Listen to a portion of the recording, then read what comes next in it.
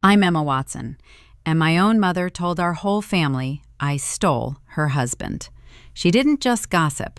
She emailed my workplace, and I got pulled into HR like I'd committed a crime. I didn't argue. I sued her and made her repeat it in court. If your past includes something similar, share your experience in the comments. Dinner was a microwaved burrito and tomorrow's interview schedule. Charlotte felt normal enough until my phone started skittering across the table from nonstop vibrations. The Caldwell family group chat had exploded. Don't call me again. This is disgusting. You know what you did.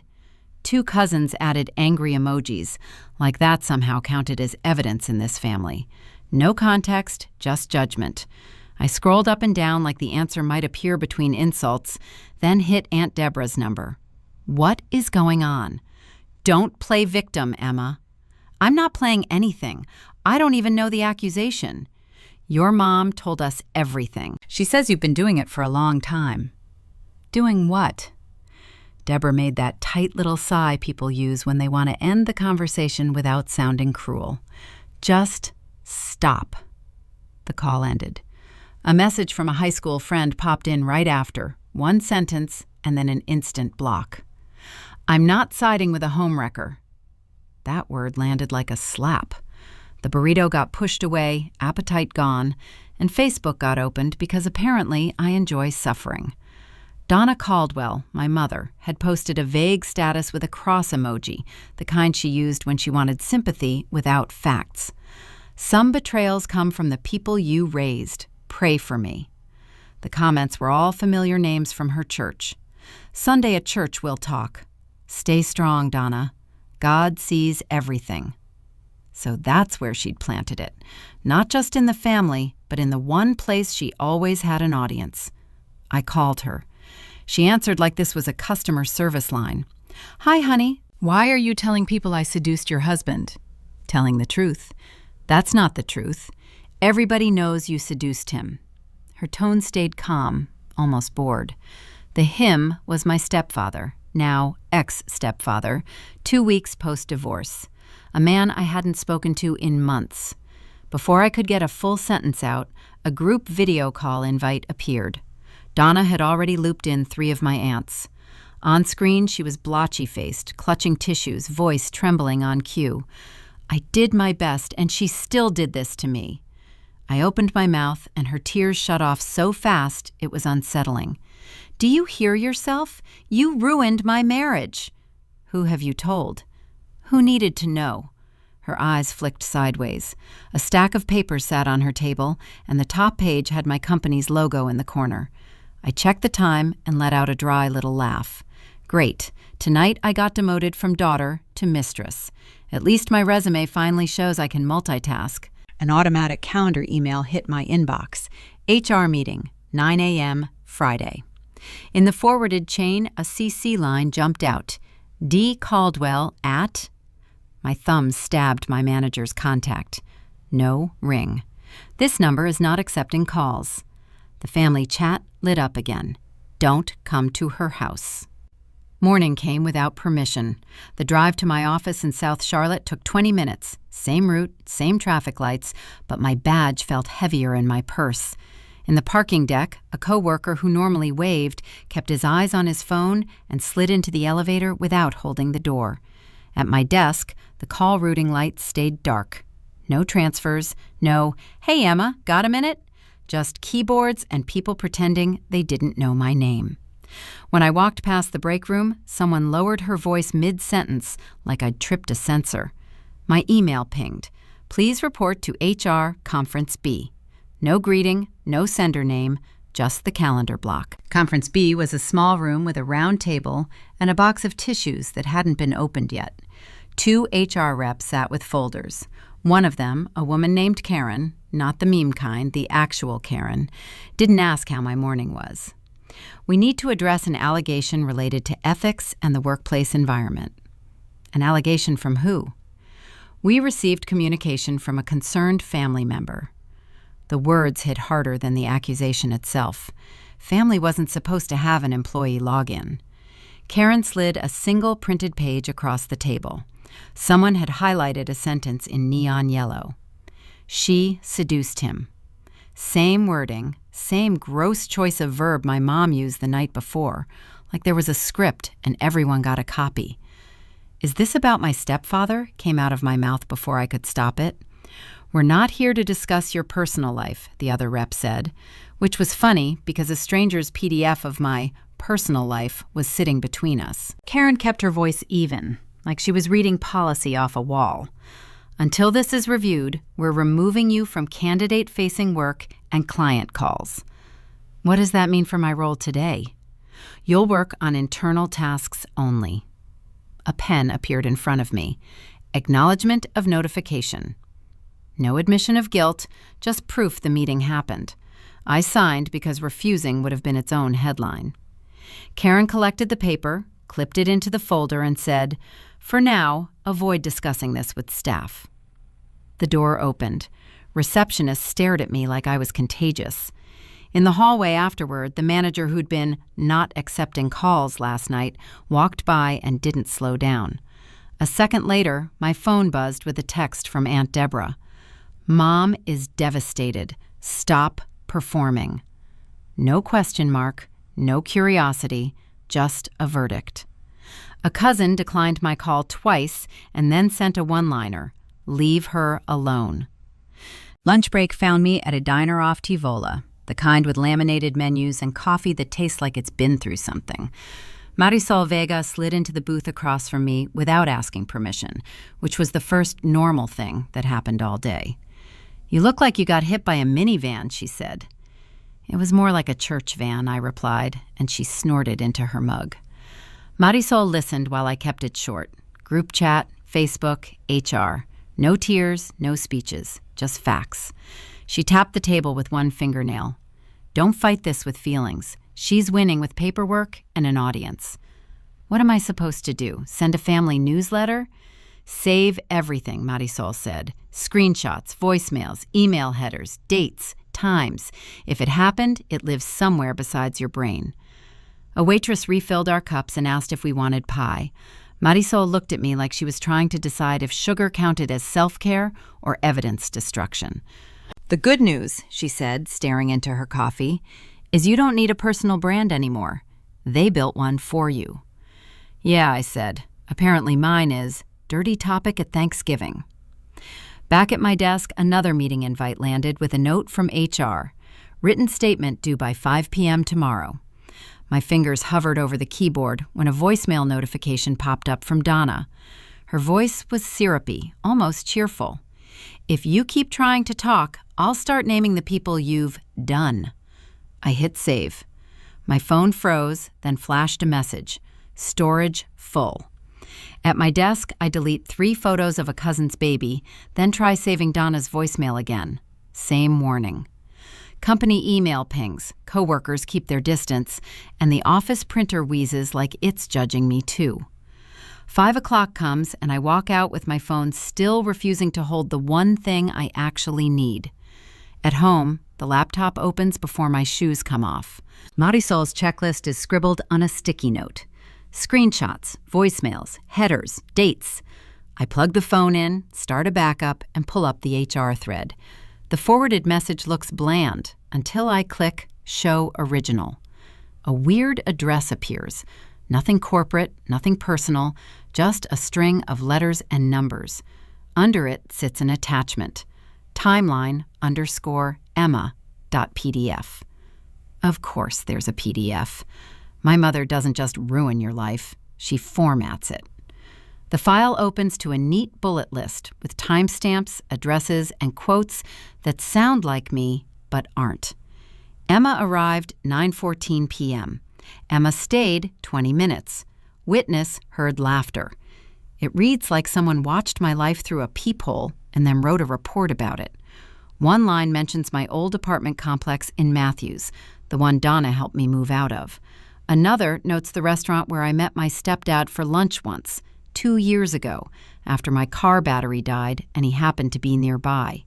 Family details. Small, stupid moments, now repackaged as a pattern. I scroll to the bottom and find a distribution section. HR is listed. So is a name I recognize from my old client list. Not a friend, not family, a vendor contact from a job I left last year. My phone buzzes again. New voicemail from Donna. I don't even try to save it. The carrier lets me listen. If you just apologize, this can end. I call her. She answers on the second ring, like she's been waiting beside the phone. Why did you email my workplace? I didn't email anyone, she says, sweet as syrup. Donna, I saw the forwarded chain. Your address is on it. That's not my address. People can make anything these days.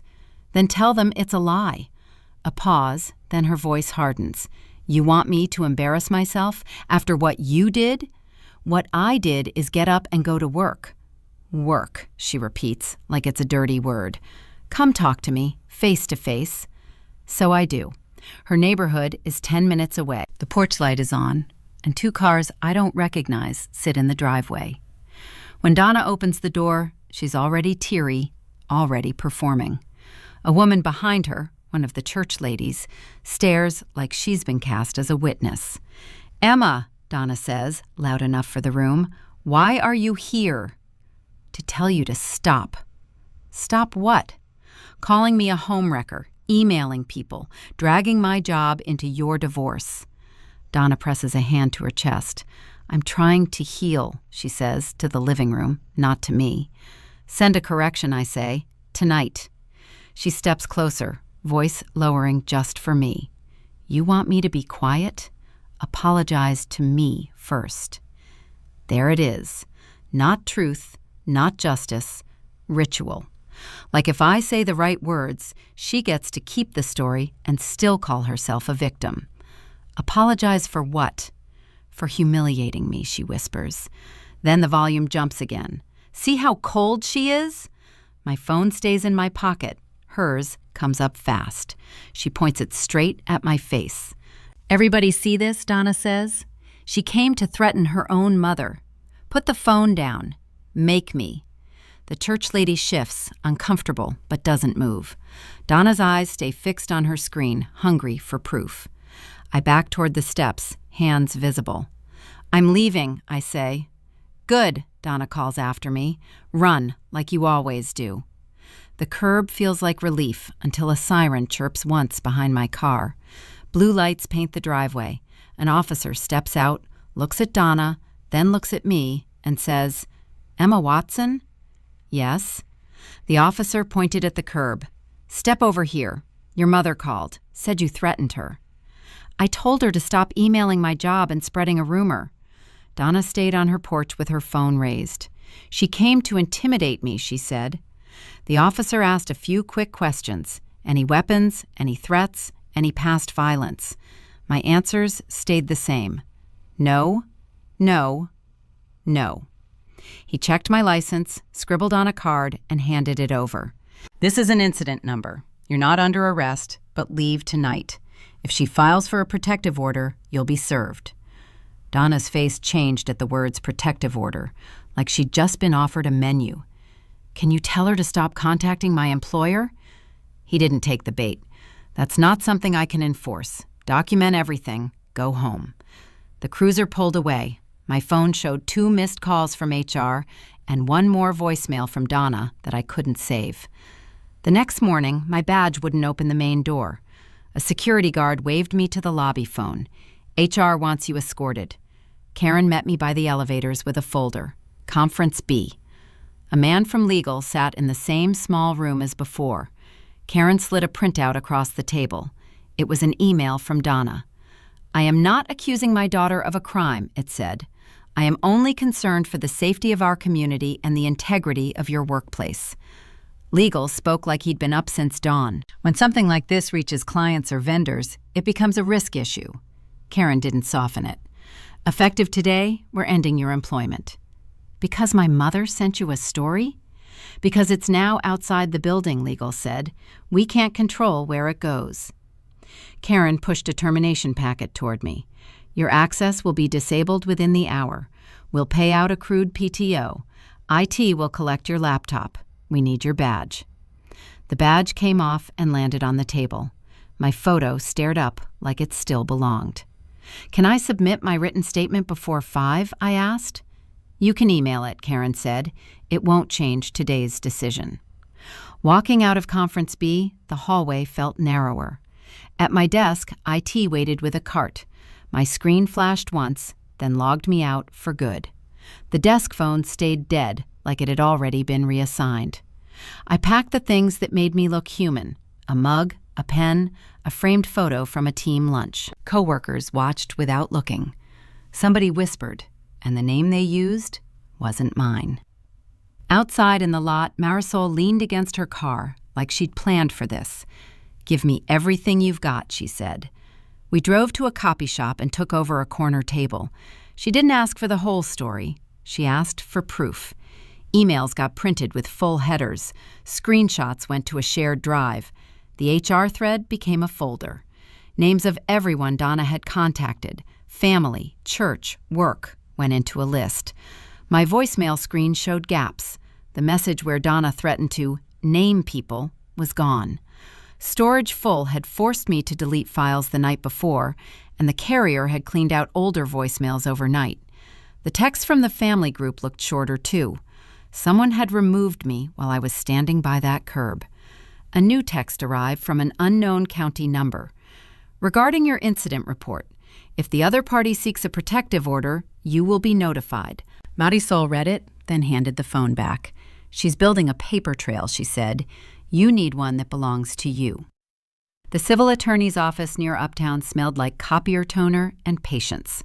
A receptionist took my name, then left me in a chair with a stack of printouts and a plastic badge that no longer opened anything.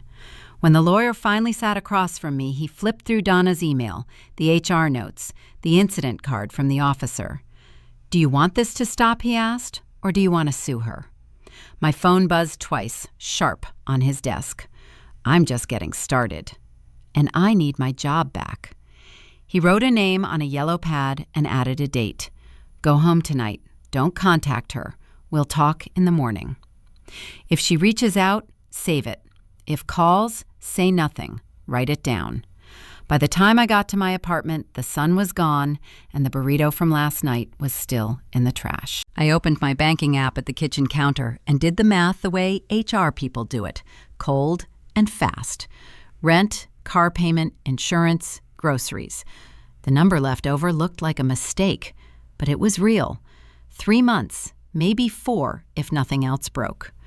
I moved money into a separate account anyway, like I could hide from a rumor with a transfer button. On my table, the timeline sat there, accusing me in bullet points. The laptop chimed with rejection emails from places I'd applied weeks earlier. 2 were polite. 1 was not even an email, just a portal update that said, "We've decided to move forward with other candidates." A recruiter I knew texted, "Hey, are you okay? Heard something weird." I didn't answer. Another message landed from my cousin Tara. "If you sue your mom, you're dead to this family." She spelled it out like a policy memo, which felt on brand for my relatives. I copied the text into a notes file, then took screenshots, then emailed them to myself for backup. On the couch, a legal pad filled with columns. What happened, when, who saw it. The list made my own mistakes obvious without me narrating them. I'd treated silence like maturity, and Donna had treated it like permission. Showing up at her house gave her a clip she could replay forever. Letting everything live on my phone meant one storage-full alert could erase a whole day of proof. I drew a line under the page and wrote, "Evidence, not arguments. Court, not kitchen tables." If my mother wanted a story, she could tell it to a judge with exhibits. Marisol called around 10 because she doesn't text when things are bad. "Did you find a lawyer?" "Yes." "Good. Next step, you need the divorce attorney from your stepdad's case. That file will have emails, statements, all the stuff your mom forgets exists." She read me a name and number, then made me repeat it back like a nurse giving discharge instructions. "And stop trusting one device. Cloud, hard copy, dates on everything. Make it boring. Make it boring wins." After we hung up, the printer ran until midnight, spitting out paper like it was breathing. At 9 the next morning, I returned to the lawyer's office with a folder thick enough to bend. He scanned the timeline PDF, Donna's posts, and HR's notes, then nodded once. This is defamation. And because you lost work, the damages are real. He explained the plan in plain language. File a complaint, demand discovery, and send a formal retraction request to Donna. We'll list everyone she contacted: family, church, your employer, all of them. If she refuses, we show the judge the paper trail and the paycheck trail side by side. The retainer agreement slid across the desk with a pen clipped to it. My signature looked shaky, but it was there. He took the pages, stapled them, and said, "From here on out, everything goes through documents." A draft letter followed, addressed to Donna Caldwell, demanding she retract the accusation and stop contacting anyone connected to my employment. My phone stayed face down. The receptionist knocked, leaned in, and said, "Emma, there's someone at the front asking for you." And the lawyer lifted his eyes. My hand reached for the folder, and legs scraped before I asked who it was. A man in a polo shirt stood at the front desk, holding a clipboard like it was a shield. He asked for Emma Watson, and the receptionist pointed at me without looking happy about it. He didn't introduce himself, just extended an envelope. "Ms. Watson, you've been served." My mother filed something? "Temporary protective order request. Hearings this morning." He handed me the incident number I already had, stapled to a packet with Donna's name on top. By the time the office door shut behind him, my lawyer was already on the phone.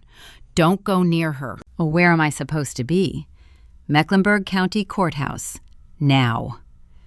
20 minutes later, I stood in a line of strangers clutching paperwork, trying to look like someone who belonged there. Donna was across the hall with Aunt Deborah and my cousin Tara, both of them wearing the same serious faces they used at funerals. A deputy told everyone to turn off phones, which felt ironic since my mother's whole case was built on hers. My attorney, Mr. Klein, kept his voice low and his steps steady. "She's asking for no contact." Because I told her to stop lying? Because you showed up at her house and she recorded it. I didn't threaten her. I know. She also attached your timeline again, and she's framing it as pattern behavior. He flipped through her packet and stopped on a page of bank statements and a request for temporary support from my stepdad. That wasn't part of the protective order form, but she tucked it in anyway, like a reminder of what she actually cared about. Why is this here? Because the story isn't really about him leaving. Klein nodded toward Donna. She kept glancing at people walking by, making sure they noticed her. She's under pressure about money. The divorce filings question her spending and the assets she kept. So she needed a villain. Exactly. He tapped the timeline attachment where the same phrase showed up 3 times, seduced him, as if repeating it made it true. Then he pointed at a screenshot Donna had printed from our first group video call, complete with timestamp and my face frozen mid-sentence. She's not reacting. She's producing. Donna's packet had colored tabs. One read Church, another read Support. Under Support was a motion captioned Caldwell v. Caldwell, with a handwritten note in the margin. "He owes me." Klein slid the page back into place. "She's got a review hearing on spousal support next month," he said. "If people think she's the wronged wife, they don't ask questions about credit cards or where the savings went." So she picked the messiest story possible. And she picked you because you can't win a shouting match without looking heartless. A bailiff opened the courtroom door and called our case. Donna straightened, wiped her cheeks, and nodded at Deborah like they were about to sing in the choir. In the hearing room, Donna spoke first, voice shaky, hands clasped like prayer. "She showed up at my home. She screamed at me. I'm scared she'll ruin my life." Aunt Deborah repeated it, and Tara added that I'd been unstable lately, which was new information to me. My lawyer didn't argue morals. He asked about weapons, threats, police reports, and actual injuries. "Did Emma ever threaten to harm you?" "No," Donna said, then corrected herself. "She implied it." "Did you call 911? "I called the non-emergency line," Donna said, "and the officer did not arrest her." Donna's mouth tightened. Judge listened, glanced at the clip still image, then at my incident card. "I'm issuing a temporary no-contact order for 14 days, the judge said. It barred me from calling, texting, or showing up at her house, and it listed her church address. Both parties will return for a full hearing on the date set." A deputy handed me the order. My name looked official in a way it never had at work. In the hallway, Donna spotted the paper and lifted her chin, already collecting eyes. Klein guided me toward the exit. My lawyer leaned close. Now we get what she doesn't want anyone to see, out of the divorce file. He steered me toward the clerk's office, and my fingers tightened around the order as we walked. The wooden bench felt like every DMV chair I'd ever hated, except this time the stakes came with a case number. Mr. Klein set 2 folders on the table in front of us and slid one closer to me without looking over. "Don't speak unless I ask," he said. Across the aisle, Donna sat with Aunt Deborah and Tara like they were waiting for a verdict on a casserole contest. Donna wore the same soft sweater she'd worn to church the week she started this. Her hands stayed folded, face composed, eyes scanning the room for anyone willing to recognize her. A clerk called our names. Everyone stood, then sat, then stood again. The rhythm of it all felt designed to remind you that your body doesn't get opinions here. Donna's attorney went first, voice polished. "Ms. Caldwell is a mother who has been harassed by her adult daughter. She sought protection, and she spoke to family members out of fear." Klein didn't flinch. He opened the first folder and started placing paper on the table in neat stacks. "Your Honor, this is a defamation case with documented damages," he said. He handed up a copy of my termination notice, the HR notes, and the email chain with full headers. "This is the original forwarded message sent to the employer," Klein continued. "It includes the statement, quote, 'Everybody knows you seduced him.'" Donna's attorney smiled, like he'd heard worse in divorce court. "That's not a crime," he said. "It's not," Klein agreed. "It's also not true, and it was distributed beyond family to a workplace and third-party contacts." The judge looked down at the page, then up at Donna. "Ms. Caldwell, did you say this?" Donna's shoulders lifted in a practiced tremble. "I only told the truth to protect my family," she said. Klein nodded once, like he'd been waiting for that exact sentence. "Ms. Watson, do you want to respond?" My mouth went dry, but the words came out clean, the way you answer a recruiter's question you've rehearsed. "Then say it again in front of the court." Donna blinked, not confused, annoyed, like I'd interrupted her monologue. Her attorney stepped in quickly. "Your Honor, this is a private family matter being blown up by someone who—" Klein raised a hand. "Your Honor, we issued discovery requests related to Ms. Caldwell's communications during the divorce period," he said. "We received documents in response. I'm moving to admit Exhibit F." Donna's head turned fast enough to make her earrings swing. For the first time, her eyes stopped hunting for sympathy and locked onto Klein's folder. The judge took the exhibit, read for a moment, then kept reading longer. Klein spoke calmly, almost politely. "This is an email from Ms. Caldwell to Mr. Caldwell, sent during the reconciliation attempt. The subject line is, 'Please come home.'" Donna's attorney shifted in his chair. Klein read the line out loud, slow enough for the room to absorb it. Quote, "The girl didn't do anything. She's just an excuse." Donna's face tightened. She leaned forward like she could physically pull the words back off the record. "I wrote that when I was upset," she said. "I was desperate. He was leaving. I didn't mean—" The judge's voice cut through without raising volume. "Ms. Caldwell, you testified minutes ago that you told the truth to protect your family. This email states the opposite." Donna's attorney tried to grab the wheel. "Your Honor, emotions run high in divorce. People write things they regret." Klein didn't argue with him. He added another page. "Here is the same accusation repeated in separate posts and direct messages," he said. "Same phrasing, same claim, same target." Donna stared at the table like it had betrayed her. Deborah's mouth opened, then closed. Tara's eyes flicked toward me once and then away, as if looking too long might contaminate her. The judge set the email down. Ms. Caldwell, the court is concerned you use the temporary order process as leverage, he said. The no-contact order is not a public relations tool. Donna's attorney cleared his throat. We maintained she feared for her safety. The judge held up the email again with 2 fingers. Then explain this sentence. Silence sat there for a beat, heavy and unhelpful. Klein turned slightly toward me. If the court orders a retraction and apology, do you have a preference on where it's delivered? The question sounded absurd in a room that had just dissected my life like paperwork. The answer came out flat. Same place as she told it, I said. Less chance of it getting lost. A couple people in the gallery shifted. Not quite laughter, not quite comfort. Donna didn't react. She just looked smaller, like her story had been deflated. The judge began listing terms: public written apology, direct retractions to identified recipients, monetary damages tied to employment loss. The clerk read everything back word for word, while Klein nodded and Donna's attorney scribbled. When it was over, papers slid across the table toward us. I stood, gathered the stacks, and started aligning corners the way Marisol taught me: date, time, source. Because if my life was going to be documents now, it was going to be organized documents.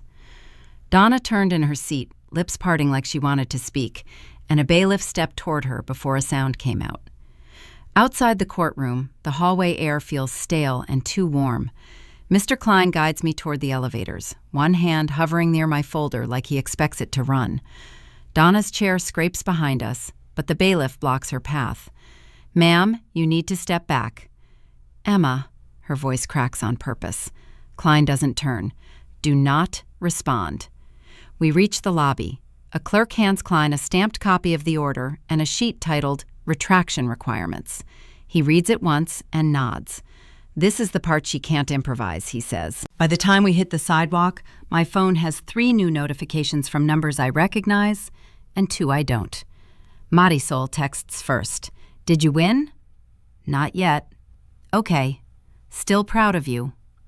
Aunt Deborah sends a message that starts with, I didn't know, and ends with nothing at all. Tada's name shows up, then disappears when she unsends it. Klein walks me to my car and points at the courthouse doors. She'll try to corner you, he says. Let her corner my inbox. 2 days later, a certified envelope arrives with Donna's return address. No hearts, no cross, just the court's case number written in black ink. The letter is typed, not handwritten, and it reads like someone threatened her with grammar. I, Donna Caldwell, retract my previous statements that Emma Watson engaged in an affair with my former husband. I acknowledge those statements were false. It goes on for a full page, listing my employer, my former vendor contact, and even the church group. Attached is a printout of her Facebook post, time-stamped, with comments turned off. The caption says, I made an untrue allegation about my daughter. That's it. No prayer hands, no vague suffering, just a sentence she clearly hated. People reacted the way they always do when they realized they helped burn the wrong house. A few cousins sent long apologies with too many exclamation points. Most stayed silent. One church woman I'd met twice wrote, I'm sorry for believing your mom.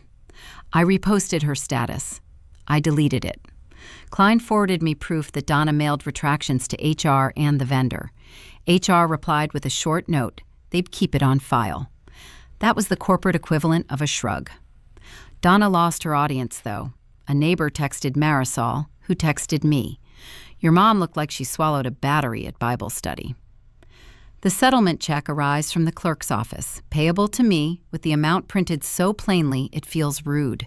I take it straight to the bank, then to a desk that still has my old badge-shaped dust mark. Bills get paid first. Car, rent, the lawyer's invoice. Klein's fee hurts, but it hurts in a way that ends something. When the balance finally stops looking like a countdown, I open my resume. Under reason for leaving, I delete the line about organizational restructure and replace it with nothing. At least now there's court paperwork proving I didn't steal anybody's husband, I tell Marisol. Frame it, she says. Hang it next to your diploma. Donna tries once more.